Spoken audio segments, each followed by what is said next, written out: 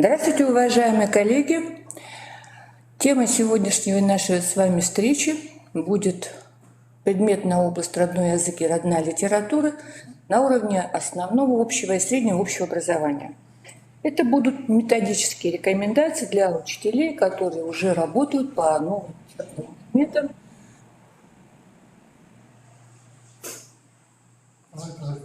Итак, эта тема уже нами поднималась и не раз. Я хочу вас, отсылку сделать на...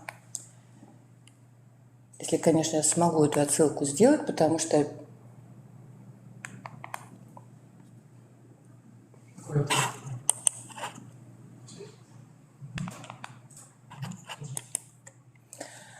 На заседании, которое состоялось 4 февраля этого же года, называлось оно «Повышение мотивации к чтению». Я даю вам ссылку на видео заседания.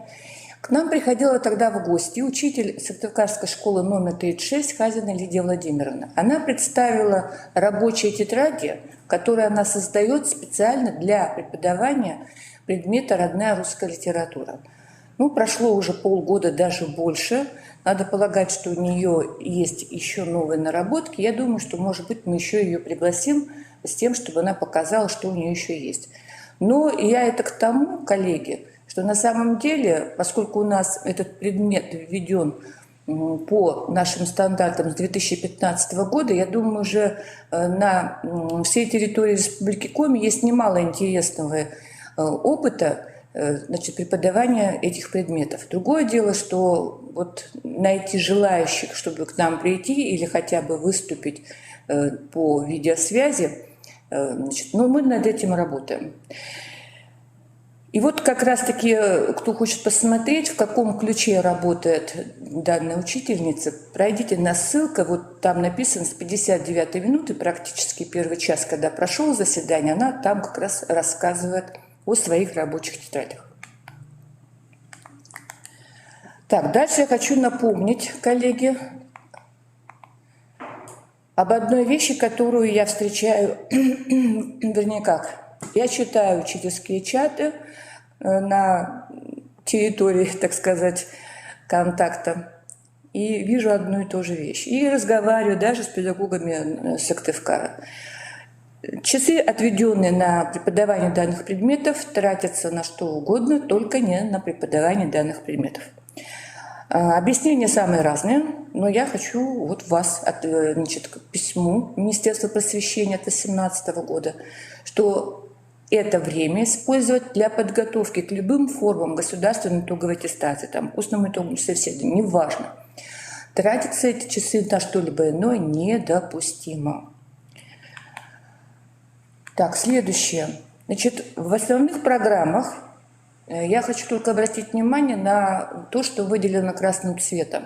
Вы сейчас все вступили во внедрение стандартов среднего общего образования. Так вот, данная область, родной язык и родная литература, тоже есть в старшей школе, но тем не менее, немножко есть уточнение.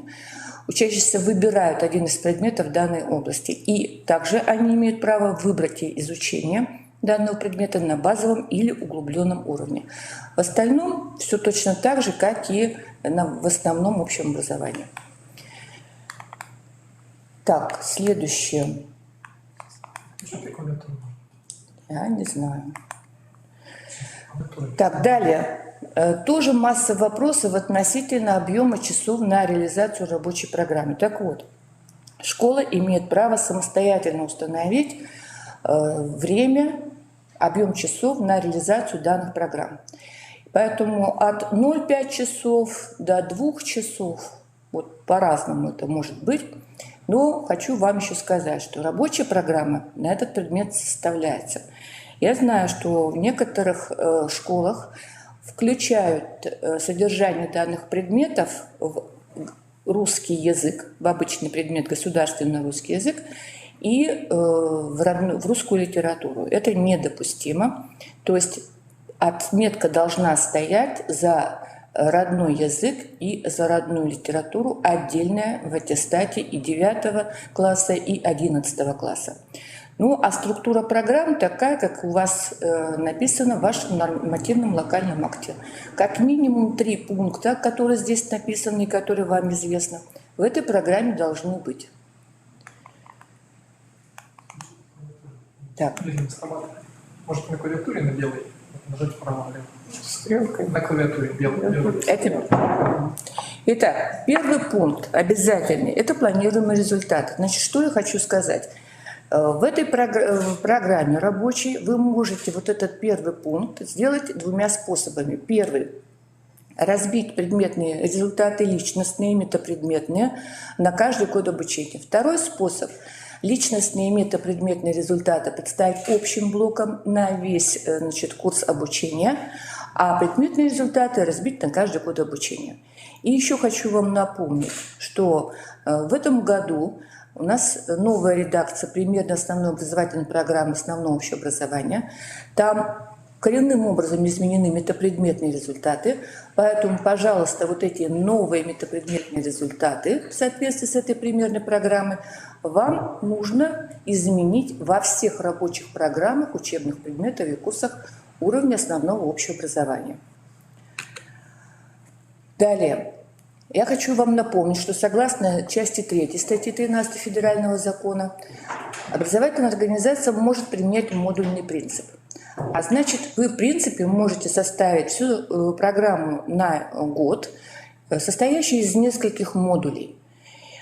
Также вы имеете право, как составитель рабочей программы, расширять, сужать, углублять перечень дидактических единиц, которые предлагаются, значит, в данной программе, в содержании данного предмета.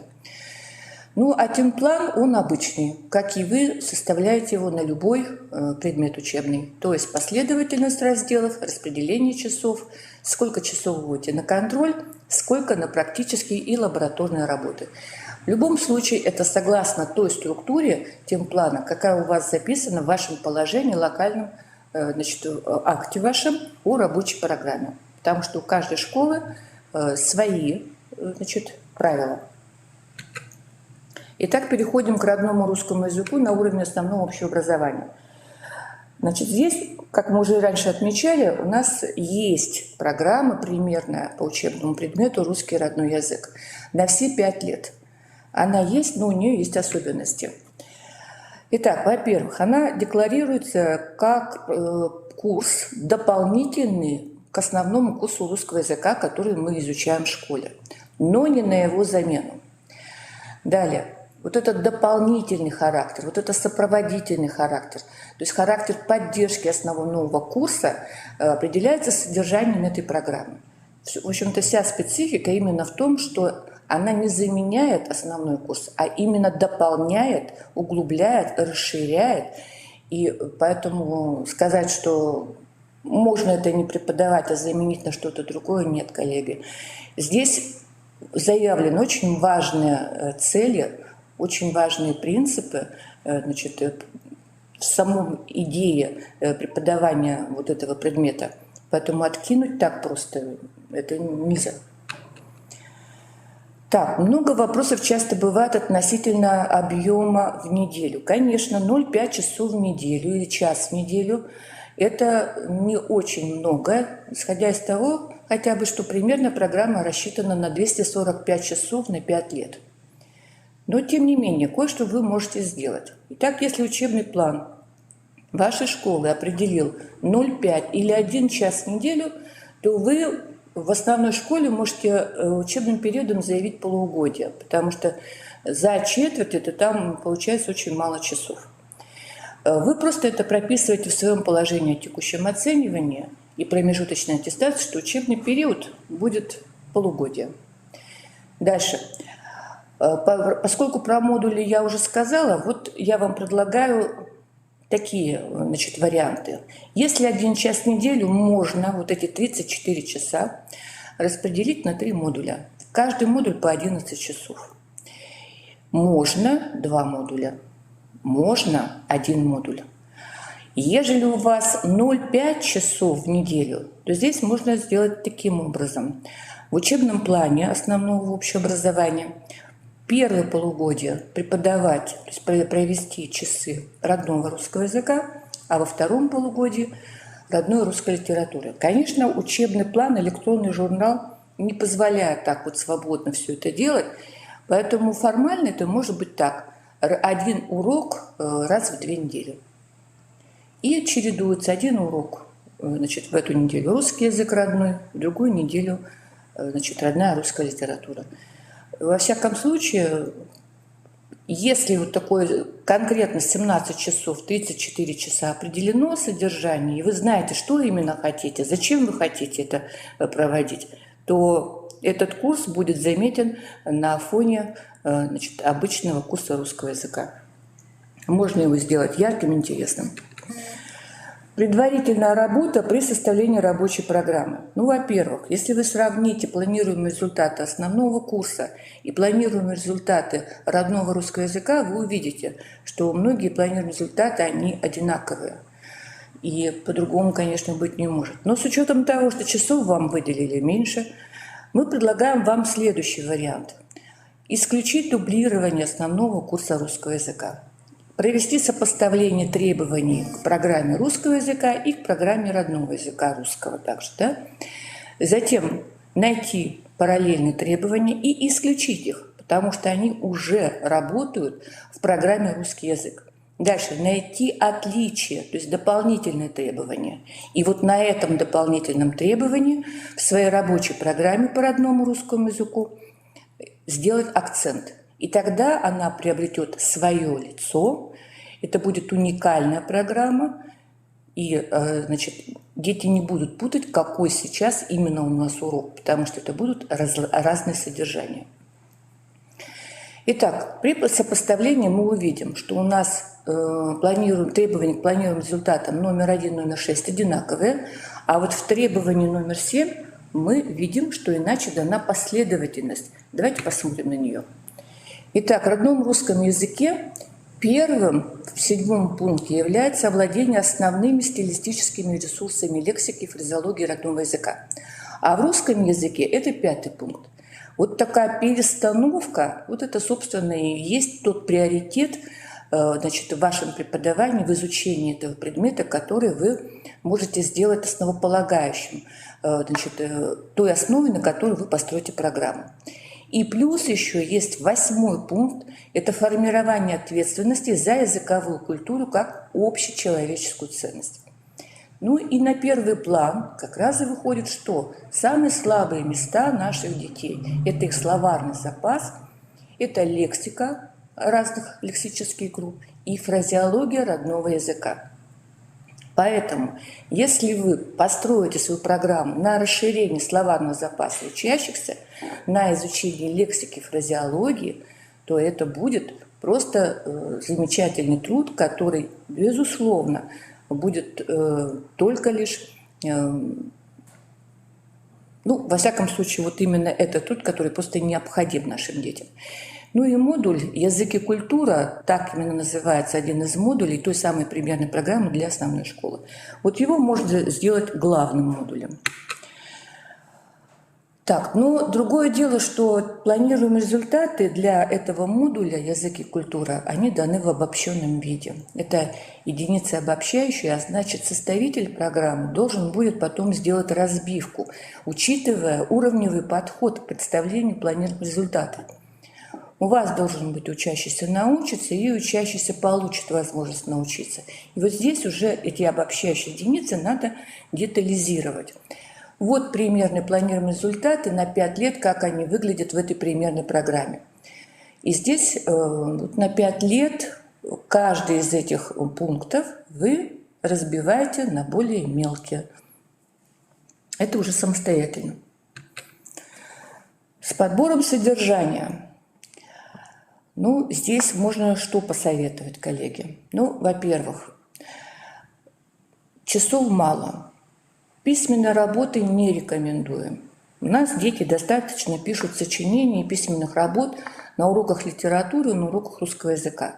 Поэтому мы рекомендуем все-таки сделать эти уроки практически только построенными на развитии устной речи. То есть на развитии таких форм, как монолог и диалог, групповые, парные виды работ.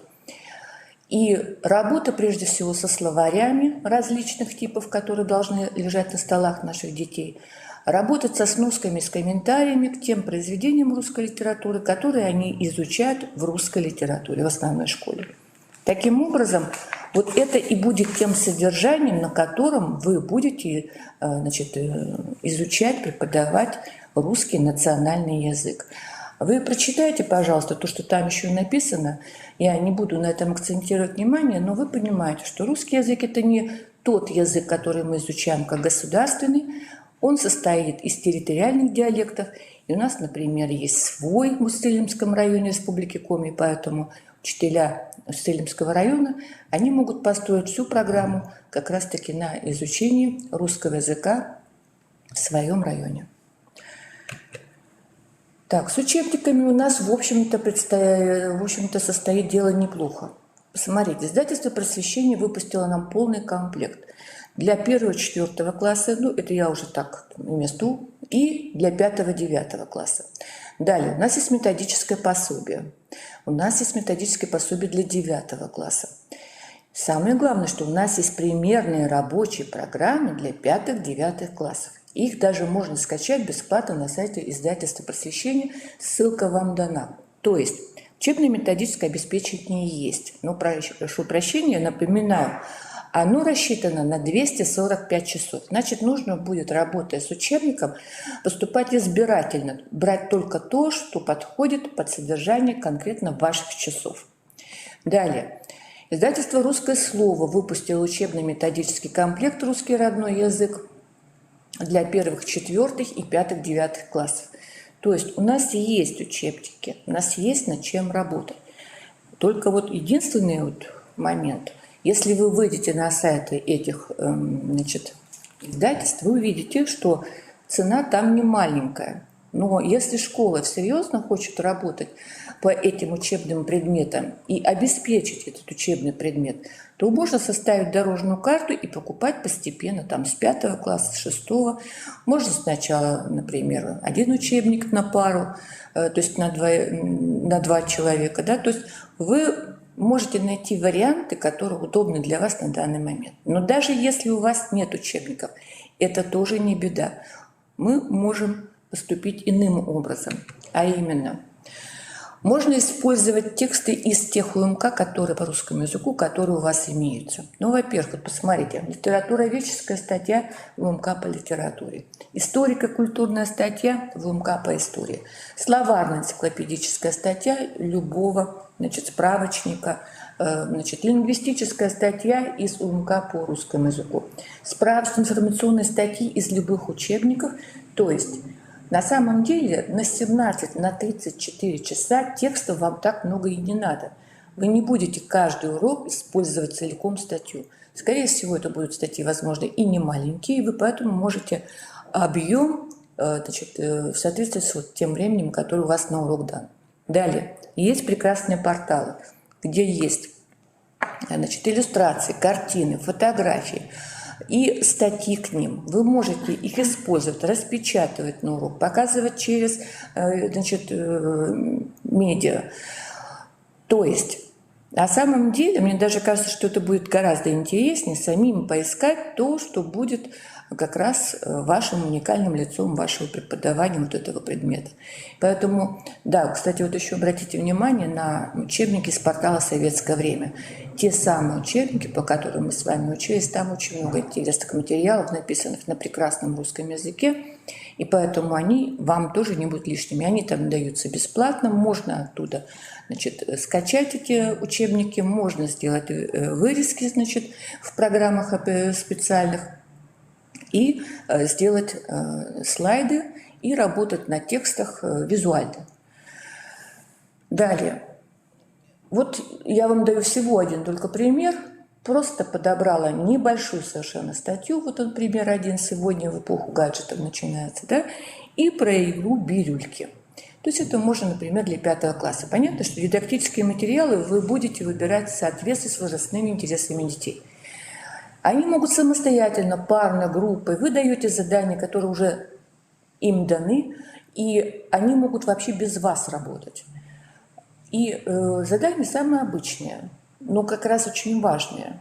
Прочитайте выразительный текст. Можно еще добавить, конечно же, соблюдая орфоэпические нормы. Да? Далее. Выделить непонятные слова. У наших детей очень много теперь непонятных слов. Рядом должны лежать словари, то есть толковые, да, они должны посмотреть значение этих слов, прокомментировать словарную статью, объяснить те слова и выражения, которые вы им подчеркнете, значит, в этом материале. Дальше. Обучение, значит, как задать репродуктивный вопрос к тексту и как правильно ответить на репродуктивный вопрос. Вот с 5 класса можно заниматься такими видами работы. Дальше объяснять выражения, дальше пересказ друг другу, учителю. Ну и, конечно, потом из одной из заданий выбрать для сдачи зачета. Ну и предлагайте, по какому именно заданию они будут сдавать зачет. Они могут выбрать сами. Вот как вы думаете, насколько это времени? Я думаю, что тут не меньше, чем на пару уроков. Если 30 минут, это точно будет пара уроков. Таким образом, текстов на все, значит, обеспечение всей вашей программы, скажем, если 34 часа, то текстов 17, может быть, даже меньше, вам нужно будет подобрать из тех порталов, которые были ранее упомянуты. Дальше. Какие виды работ, какие виды обучающих видов работ можно еще проводить? Ну, письменные работы, хотя я сказала, что лучше не проводить, но тем не менее, небольшие, вот на 15, может быть, даже на 10 минут тесты открытого или закрытого типа на знание, понимание слов, принадлежащих разным лексическим группам. Вот здесь они перечислены, да, устаревшие слова, историзмы и так далее. Дальше. На создание репродуктивных вопросов к тексту. Ну, вот 5 вопросов к тексту. Да? Дальше. Комплексный анализ текста, тоже самый небольшой. Вот. Больше, конечно, времени требуют устные зачеты. Это когда нужно построить устный монолог по пословице, по поговорке, по какому-то заданному началу, дать какие-то ключевые слова определенной лексической группы. И, конечно же, у каждого принимать нет. Скорее всего, это парный может быть зачет. Один слушает другого, значит, по критериям оценивает, потом сам сдает вот этот зачет другому своему собеседнику. Это может быть диалог, парный зачет. Это может быть чтение и пересказ текстов различных стилей. У нас, к сожалению, как показывает устное итоговое собеседование, дети очень плохо пересказывают тексты, причем любого стиля, и даже художественного, несмотря на то, что они имеют дело с ним каждый день на уроках литературы и русского языка.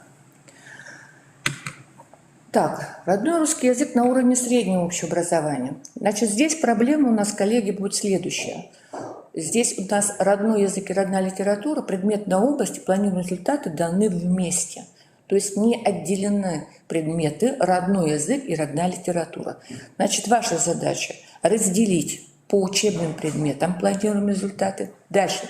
Разделенные планируемые результаты поделить в свою очередь на базовый и углубленный уровень. Далее. Нет уровневого подхода. То, что будет, значит, учащийся научится, и учащийся получит возможность научиться. Таким образом, как раз в старшей школе в этот год, когда вы пишете, уже написали, скорее всего, программы, входя в 10 класс, вот вы следующую работу должны были провести те, кто взяли на себя, значит, труд преподавать эти предметы в старшей школе. Значит, что здесь, какие советы можно дать? Если у вас было 0,5-1 час в основной школе на преподавание данных предметов, и если ваши дети в профильных классах выбрали один из предметов, скажем, русский, значит, родной язык, то то содержание, которое было не востребовано на уровне основной школы, можно, чтобы оно перекочевало в старшую школу. Очень просто. Дальше. По федеральным стандартам среднего общеобразования у нас 4 уровня планируемых результатов. Я сомневаюсь в том, конечно, что у нас какие-либо дети выберут какие-либо предметы на углубленном уровне, но и 0,5 часов на углубленном уровне это вообще, скажем так, звучит не очень логично. Но тем не менее, по федеральным стандартам в старшей школе у нас 4 уровня. Базовый уровень выпускник научится, Базовый уровень выпускник получит возможность научиться, углубленный уровень выпускник научится, равно те же самые планируемые результаты, что в базовом уровне выпускник получит возможность научиться. И углубленный уровень выпускник получит возможность научиться. То есть 4 уровня. По идее, конечно, школа предлагает детям выбор. И программы должны быть разные. Но я так думаю, что когда дети в июне, в июле, в августе писали заявление на прием в школу 10 класс, они одновременно уже выбирали уровень изучения, вернее, предмет сначала, а потом и уровень его изучения. Итак, поскольку 7-е требование уже у нас израсходовано, так сказать, в основной школе, то как раз требования 2, 3, 4, 5, 6 могут стать основой формирования рабочих программ по родному русскому языку на базовом и углубленном уровне в старшей школе. Все дело в вычленении вот этого базового уровня. Для этого я предлагаю следующий, вернее, мы предлагаем следующий подход. Это внести изменения в формулировки. Значит, у нас написано так: сформированность понятий и навыков, сформированность представлений, владение видами. Ну, а мы с вами напишем иначе. Использование понятий и навыков, совершенствование видов. То есть базовый уровень – это когда еще процесс еще идет. А значит, углубленный уровень – это когда уже процесс завершился практически. И, в общем-то, все планируемые результаты, относящиеся к родному русскому языку в старшей школе, легко группируются по компетенциям, нам знакомым. На базовом уровне 2 компетенции – коммуникативная и лингвистическая. Вот там я уже, значит, обратила внимание на то, как можно разделить по уровням. Ну и, как видите, не так уже много у нас результатов. И, в общем-то, вы понимаете, что нужно будет по 2 направлениям работать. Это на совершенствование коммуникативной компетенции и на работу по расширению и систематизации научных знаний. Конечно, возможно, вы скажете, мы весь учебный курс всей школы с 1 класса только и делаем, что формируем научные знания о родном языке. Но тем не менее, в 10-11 классах это должна быть уже именно такая система. То есть они должны не только знать эту систему, но еще и на уровне понимания, взаимосвязей. Можно передать это, значит, например, текст о, значит, лингвистике в виде схем, в виде таблиц. Как раз это покажет создание взаимосвязей, собственно, всех уровней единиц языка. То есть здесь немножко уровень работы иной. Скорее всего, это будет не столько работа на предметный результат, сколько на метапредметные результаты. Виды деятельности, скажем, если у вас в старшей школе вы возьмете модуль «Коммуникативный аспект родного русского языка», значит, вот я предлагаю, какие могут быть виды обучающей деятельности, которые затем выводятся на контроль. Ну, это изложение текста учебно-научного подстиля, это комментарий словарных статей, комментарий фрагментов учебных глав. Здесь уже, конечно, продуктивные вопросы, приведение аргументов, контраргументов, тоже, конечно, устное монологическое высказывание, тоже участие в диалоге и содержательный анализ текстов разных стилей и типов речи, тем более, что это у нас с вами востребовано на государственной итоговой аттестации. Ну и примерные формы контроля те же, небольшие, в рамках 1 урока, 2 уроков, устные в рамках 1-2 уроков, письменные тоже на 15-20 минут. Таким образом, значит, смотря в зависимости от того, какая у вас система оценки достижения планируемых результатов, значит, если вот у вас 17 часов на год, да, то вы можете вот несколько форм контроля, скажем, каждый 3-й, каждый 4-й урок, и это будет достаточно отметок для того, чтобы поставить отметку за полугодие или за год. Устные, конечно, потребуют больше времени, поэтому 2 урока из 17, ну, это только если промежуточную аттестацию. Вообще здесь вам нужно будет очень хорошо подумать над тем, сколько зачетов вы проведете за на отпущенное вам время. 17 часов, вычесть 1 час, предположим, промежуточная аттестация, остается 16 часов. Каждый 4-й урок, каждый 5-й, скорее всего. Ну, не меньше 3 тематических зачетов, и то не на весь урок. И вот такие 3 колоночки, значит, отметок дадут основание поставить годовую отметку. Почему нет?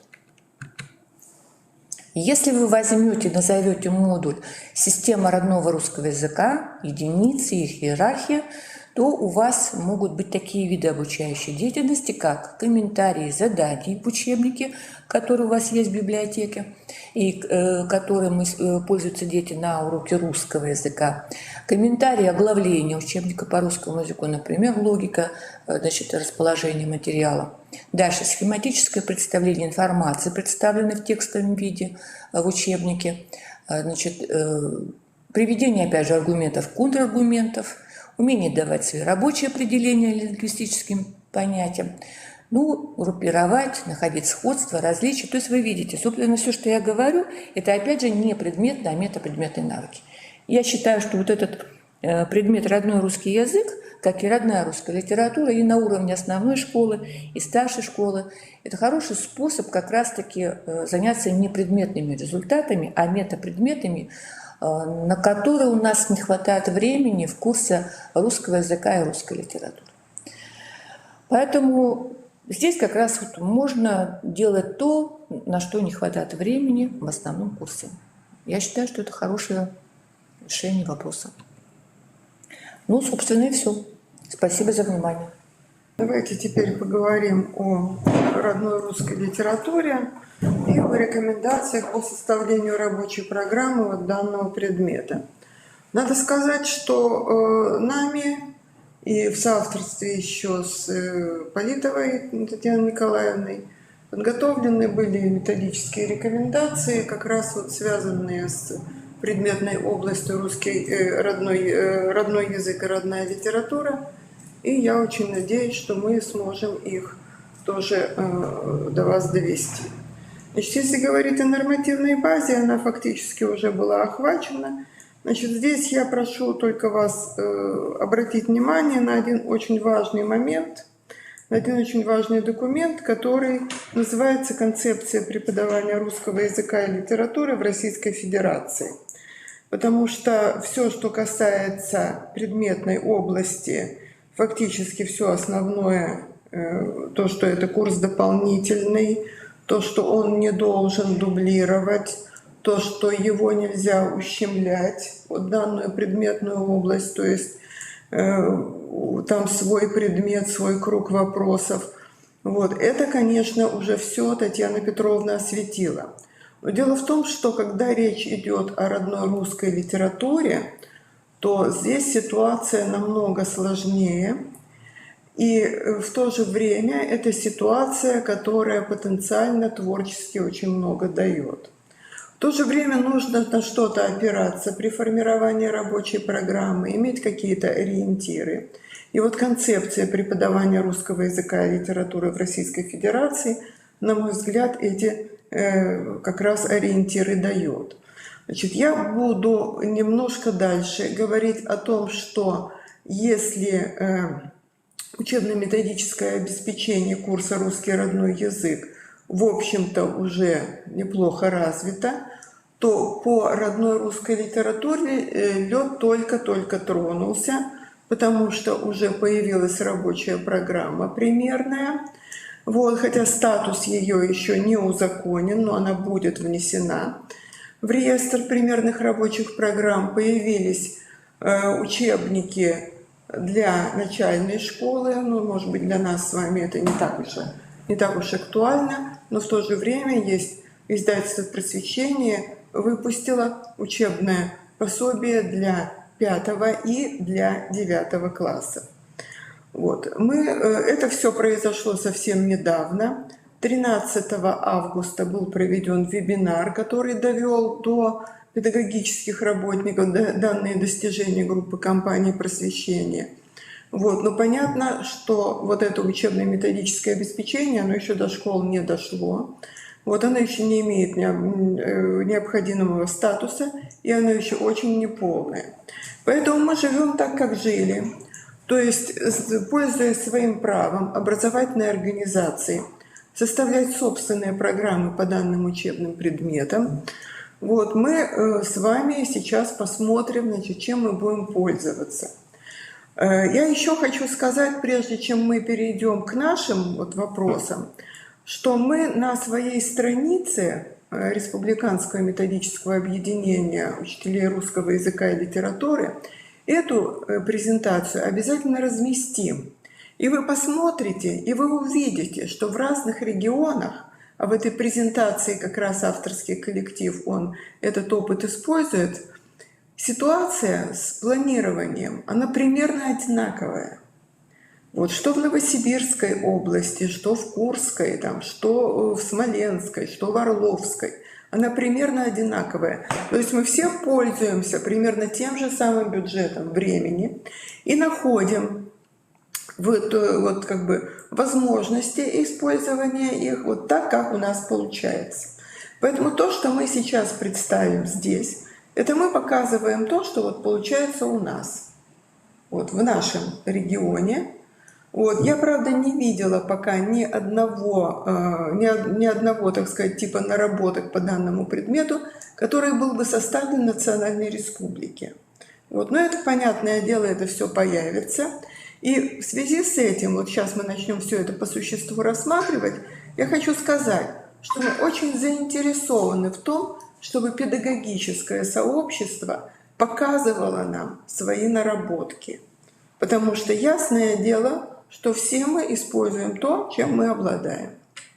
Итак, вот те исходные данные, из которых мы должны, в общем-то, исходить, это то, что в настоящее время отсутствует в примерной основной образовательной программе содержание учебного предмета «Родная литература». И рабочая программа по родной литературе, составленная на основе требований ФГОС, как положено, основного общего образования, в общем-то, результат должна быть построена на результатах освоения основной образовательной программы. Так, вот те шаги, которые каждый учитель должен делать. И это изоморфно тому, то есть подобно тому, что делает учитель, когда он разрабатывает курс родного русского языка, это работа с планируемыми результатами. И здесь мы должны обязательно обратить внимание на то, что эти требования, они совпадают полностью с планируемыми результатами основного курса литературы. Вот если родная литература не русская, то есть татарская, коми, удмуртская и так далее, то это, в общем, вопросов не вызывает. А в том случае, когда родным языком является русский, то учитель может достигать этих предметных результатов, меняя содержание программы данного учебного предмета. То есть все за счет содержания. То есть у нас как бы цель есть, ориентиры есть, а вот путь, к которому мы идем, он может быть другим. Так, варианты составления программы. Я не буду здесь вот все это полностью вам перечислять, потому что они те же самые, как в курсе русского языка, объемы те же самые. Вот. Но вот количество планируемых результатов должно быть очень хорошо продумано, исходя из того, каким объемом часов на реализацию данной программы, данного учебного предмета располагает учитель. Вот мы призываем ориентироваться на уровни читательской грамотности или читательской культуры, которые изложены в примерной ОП. Значит, здесь я перечисляю в данной таблице не все, но мы с вами смотрим, да, что первый уровень читательской культуры выпускник научится, второй уровень читательской культуры выпускник научится, и третий уровень читательской культуры тоже выпускник научится. И вот смотрим, первый уровень читательской культуры — зона ближайшего развития, то, к чему он должен перейти, это ко второму уровню читательской культуры. И на втором уровне читательской культуры зона ближайшего развития — это перейти на третий уровень читательской культуры. И вот здесь мы как раз составляя, я еще раз хочу подчеркнуть, что это не полная таблица, можем опять-таки выстроить себе те ориентиры, на которые мы должны ориентироваться. Еще раз хочу сказать, наши дети читают мало, читают плохо. И в курсе литературы задача учителя-словесника, чтобы они стали читать. Так, уровень читательской грамотности, значит, это актуальная зона развития, и каждый из них является зоной ближайшего развития. И поэтому как раз с учетом объема часов учитель делает отбор планируемых результатов. Значит, можно эти уровни читательской грамотности разбить по годам обучения. То есть если 5-6 классы – это планируемые результаты 1-го уровня, 7-8 – это 2-го уровня, 9 класс – это 3-го уровня. Вот. И опять-таки, с учетом объема часов, которые отведены на вот эту программу, нужно делать акцент на развитие устной речи, на чтение текстов и исключить письменные работы, потому что их довольно много в основном курсе. Второй шаг – это работа с подбором содержания. И здесь опять-таки мы вспоминаем приказ 1577, в который гласит, что предметная область родной язык и родная литература, она призвана обеспечить воспитание ценностного отношения к родному языку и родной литературе, как хранителю культуры, включение в культурно-языковое поле своего народа, приобщение к литературному наследию своего народа.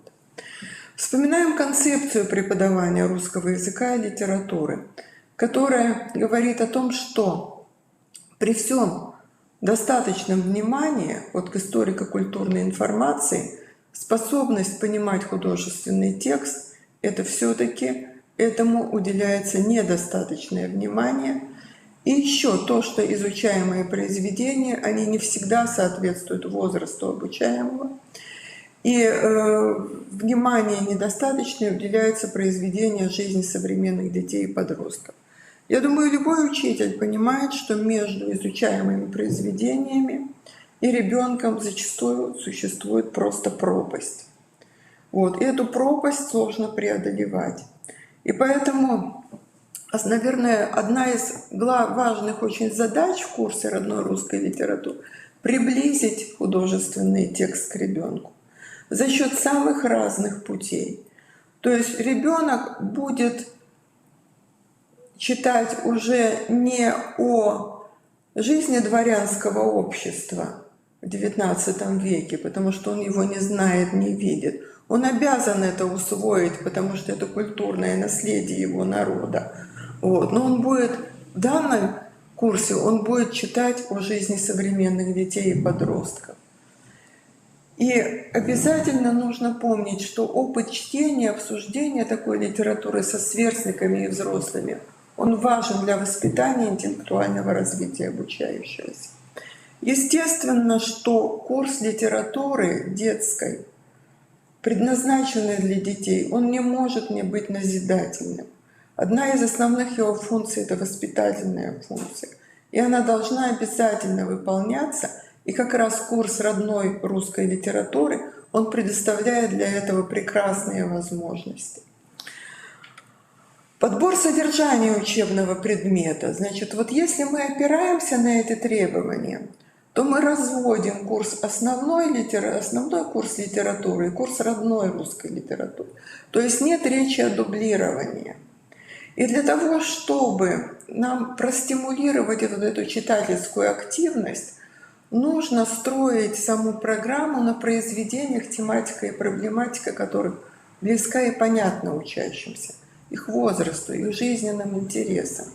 И здесь нужно вспомнить еще один документ. Это концепция программы поддержки детского и юношеского чтения в Российской Федерации. Она существует, она утверждена, ее вполне можно использовать. Что еще можно использовать при подборе содержания? Татьяна Петровна уже очень хорошо осветила этот вопрос на примере родного русского языка, но нужно обязательно сказать, что это все годится и для курса родной русской литературы. Это электронные интернет-ресурсы, это существующие учебники которые тоже или в электронном формате, или в печатном формате, в том числе, кстати, учебники советского периода, они могут вполне дополнить, разнообразить учебный материал, можно их использовать. Еще раз вернемся вот к модульному принципу, о котором тоже уже говорилось. И вот мы даем такой пример. Значит, каким образом можно строить рабочую программу? То есть разбивать ее вот на такие модули, то есть как детская тема дореволюционного периода в родной русской литературе. Понимаете, вот такая тематика, она как раз приближает ту жизнь, которая была в тот период, к современному ребенку. Если он почитает, если он увидит, что, по сути дела, в этой литературе, в этой жизни было очень много похожего на то, с чем, в общем-то, сталкивается он. Что читали дети XIX века? Это опять-таки вот эту вот связь времен осуществляет, потому что дети в XIX веке — это тоже дети. Детская литература советского периода. Есть особый разговор, очень интересный, потому что в советском периоде, как бы ни говорили об идеологизированности, была прекрасная художественная экспертиза этих текстов. Вот. И уже в современный период мы на эти тексты смотрим по-другому. И сейчас происходит определенная реабилитация вот этой литературы, потому что в том случае, когда вот этот идеологический момент, он не выходит на передний план, то она выполняет очень много важных воспитательных функций. Ну и, наконец, современная литература для детей и подростков. То есть чем живет современный ребенок, что ему близко, что ему нравится, о чем он готов размышлять. Ну, очень краткие комментарии. Вот. Ну, например, если говорить о детской теме дореволюционного периода в родной русской литературе, то это фактически известные уже учащимся авторы, просто другие произведения. Если говорить о модуле, что читали дети XIX века, можно познакомить их с другими писателями, малоизвестными, но известными и любимыми детьми прошлого. Потому что объем часов очень небольшой, но тем не менее вот кого-то можно показать, потому что многие из этих писателей действительно были любимы, действительно написали интересные художественные произведения, и можно ради примера показать это современному ребенку. Вот детская литература советского периода. Еще раз хочу сказать, что литература очень богатая, которую тоже можно разбивать по тематическому принципу, потому что литература о детях и для детей в советский период создавалась очень интенсивно и очень качественно. Вот, потому что вот сейчас, например, я посмотрела по некоторым наработкам других регионов, я посмотрела, что тему войны все поднимают.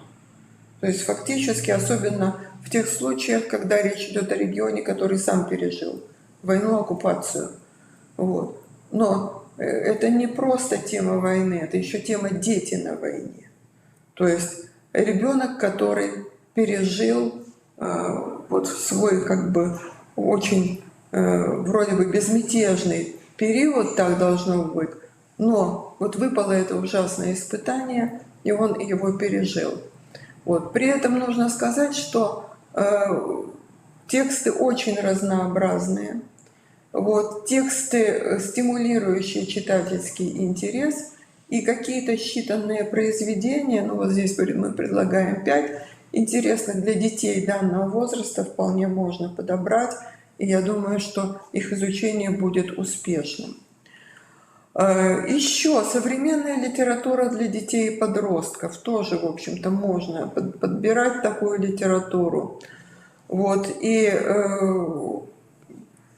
вот, принимая во внимание то, что часов на самом деле очень немного, вот, мы можем сказать, что вот данный модуль можно продолжать дальше. И мне кажется, что он действительно очень хорошо реализуется в средней школе. Вот. Тем более, что там уже можно привлекать другие произведения, которые рано показывать, например, в 5, 6, 7, 9 классах. Вот. А для старшей школы они хороши, для старшей школы они интересны. И поэтому вот этот модуль, мне кажется, можно рассматривать как модуль перспективный. Так, следующий шаг – это работа с тематическим планированием, с определением видов деятельности, с представлением достигнутых результатов за весь период обучения. Значит, опять-таки, количество произведений, виды деятельности и формы контроля. То есть, что нужно делать с художественным текстом, к чему нужно прийти, как это можно проконтролировать. Нужно ли ставить целью изучения содержания в полном объеме? Далеко не всегда. Можно брать самые интересные эпизоды, вот исходя из того, сколько времени у учителя, каким количеством времени он располагает. 1 урок, 2 урока. Поэтому за 17 часов одного модуля, 5 произведений в объеме 1-2 эпизодов вполне можно охватить. Так, и вот примерный расчет вот этого планирования, значит, я здесь его просто перечислю, покажу, полностью зачитывать не буду. Всем примерно понятна логика вот этого вот расчета времени. Так, контроль образовательных результатов. Значит, каким образом, что мы здесь контролируем? Вот. Это, во-первых, работу с текстом. Ну и, наконец, вот те коммуникативные навыки, которые должен продемонстрировать ученик. Вот примеры. Понятно, что это не все далеко, и не обязательно это все охватывать. Нужно посмотреть в зависимости от специфики произведения, от количества произведений, какие виды заданий здесь можно давать. Ну и, собственно, теперь можно переходить на уровень среднего общего образования.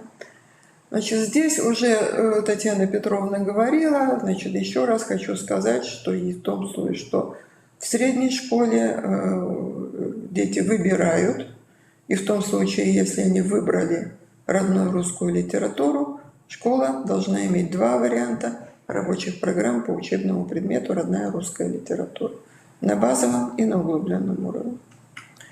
Так, варианты составления программ, фактически одни и те же. Вот то, как они... Значит, здесь только хочу обратить внимание, что если учащиеся выбрали изучение предмета на углубленном уровне, то здесь вот можно учебным планом определить 2 и более часов в неделю. Потому что, конечно, литература – это курс обстоятельный, хотелось бы иметь побольше. Так, шаг 1 – работа с планируемыми результатами. Здесь планируемые результаты отсутствуют, то есть это уже все понятно. Деления на учебные предметы нет, деления на базовый углубленный уровень нет, и все это нужно делать учителю самостоятельно по родному русскому языку и, соответственно, по родной русской литературе. Так, работа с планируемыми результатами, значит, соответственно, предполагает вот базовый уровень, выпускник научится, выпускник получит возможность научиться и так далее. Это все уже рассказали. Так, рекомендуемый алгоритм действий. Значит, мы видим, что вот каких-то дублирующих требований здесь нет. Если вот смотреть курс литературы и родной русской литературы. Вот, поэтому здесь получается, что на первый план выходят не столько предметные требования, сколько личностные, вот, от 8 по 10. А к предметным требованиям может относиться только требование 11. То есть сформированность навыков, понимание литературных, художественных произведений, отражающих разные этнокультурные традиции. Вот этнокультурные традиции – это очень важно. Ну и, наконец, вот для разделения требований можно применить тот же самый прием. Вот вместо сформированности формирования, обеспечение сформированности представлений. Значит, здесь нужно сказать, что вот эти измененные формулировки, они применяем на базовом уровне, неизмененные на углубленном. Так, работа с подбором содержания. Значит, здесь, по сути дела, мы опять-таки возвращаемся к концепции и видим фактически то же самое, о чем я уже говорила, когда мы вот рассматривали основное общее образование. В потому что дети читают мало, и, по сути дела, они у нас имитируют читательскую деятельность, то есть краткие пересказы, готовые сочинения, рефераты и так далее. То есть они используют готовые тексты, используют некритично, и, в общем-то, строго говоря, по принципу, чем короче, тем лучше. Вот, поэтому нужно вот обязательно обратить внимание на это, на то, чтобы все-таки читательская деятельность развивалась, чтобы фундаментальные ценности, которые несет в себе литература как вид искусства, не противоречили прагматическим ценностям, поскольку это есть. Ну и, наконец, опять-таки обращать внимание на литературу, которая описывает жизнь современных детей и подростков. Значит, какие рекомендации? Значит, опять-таки, выбираем авторов и произведений, учитывая возрастные этнокультурные особенности. И, кстати, вот здесь еще один момент. Татьяна Петровна касалась это, когда говорила о родном русском языке, говоря о том, что диалекты не должны остаться за бортом изучения языка как такового. Это не только диалекты, это вообще самая древняя форма существования языка. И мы можем использовать диалекты русские, которые бытуют на территории нашей республики. И здесь нам нужно сказать обязательно о том, что у нас очень неплохая русскоязычная региональная литература. Поэтому вот произведения русскоязычных авторов Республики Коми нужно использовать, нужно привлекать. Среди них есть очень известные люди, которые признаются и на федеральном уровне, такие, например, как Елена Габова. Вот. И обязательно нужно вот этот региональный компонент обязательно использовать именно в предметной области родной язык и родная литература. Ну и, соответственно, вот нужно обязательно обращать внимание на то, что речевой опыт современного ребенка и то, что предлагают ему классические и современные литературные произведения, зачастую входит в определенное противоречие. И поэтому обращение к литературе, к хорошим литературным текстам, оно фактически способствует речевому развитию личности. Тематический принцип, который предлагается использовать в средней школе, ну вот здесь мы фактически только даем свою тематическую группировку, как раз опираясь на те интересы, которые проявляют дети старшей школы. Это фантастика. Вот, фантастика, фэнтези, это все они этим очень увлечены. Вот то, что вне жанра, но вот актуально и современно. Писатели зачастую не очень простые, в общем-то и сложные. И, наконец, та же самая литература советского периода, на которую тоже нужно обратить внимание, потому что она для старших школьников тоже представляет определенный интерес. И хорошо, что эти тексты, они сейчас переживают определенную реабилитацию. Работа с тематическим планированием, определение видов деятельности, форм представления достигнутых результатов за период обучения. Значит, опять-таки то же самое. Количество произведений, виды деятельности, формы контроля, отбор тех эпизодов и тех отрывков, которые изучаются, потому что за то количество часов в полном объеме литературные произведения не изучишь и не нужно. И примерно получается, что 3 произведения вот за 16-17 часов одного модуля можно вполне вместить. Так, примерный расчет. Значит, опять-таки я его только показываю, то есть что можно. Видите, здесь уже несколько сложнее задание. Вот, и смотрим, да, то, что итоговые уроки включают или рекомендации к чтению для старшеклассников, которые они сами составляют. Это, конечно, очень интересное задание. Так, какой контроль предполагается? Выразительное чтение фрагментов прозаических произведений, интерпретация выбранного фрагмента и так далее. То есть, по сути дела, вот по сложности заданий вот эти вот уровни можно будет дифференцировать. И опять-таки очень хорошо, что здесь в основном предусмотрены устные задания, устные формы контроля. Конечно, они отнимают больше времени, но они гораздо более показательны и продуктивны с точки зрения результатов. Вот те критерии, которые здесь можно использовать, то есть, по сути дела, учащийся получает 3-4 отметки и получает либо оценку за полугодие, либо оценку за год, ну, в зависимости от положения текущего оценивания промежуточной аттестации. Вот. И критерии оценки создает самостоятельный учитель, можно даже с участием учащихся в средней школе, это вполне допустимо, с учетом уровневого контроля. Как это происходит, ну, это как бы на волю учителя, хотя здесь есть тоже определенные рекомендации. И заключение, что в итоге после проведения вот этой пошаговой работы создается собственная рабочая программа, которая должна опираться на положение о рабочей программе учебного предмета. То есть локальные нормативные акты, они обязательно являются основой. Так, теперь я вам обещала, я хочу показать вот эту, вернее, просто представить вот эту вот презентацию, которую проводила 13 августа 2020 года издательство «Просвещение». То есть они показали уже свои издания, которые касаются родной русской литературы. Здесь немножко не так у них учебный предмет называется. Вот. Но я просто покажу 3 слайда, потому что мы эту презентацию разместим на нашей странице Республиканского методического объединения учителя русского языка и литературы. Почему? Я тоже скажу, что здесь немножко формат не совпадает, поэтому искажение слайдов, ну и, в общем-то, это не наша задача, потому что, по сути дела, презентация носит маркетинговый характер, хотя опирается на вот те наработки, которые существуют у учителей, словесников разных регионов. И вот посмотрите, как раз вот предметная область, она сейчас представлена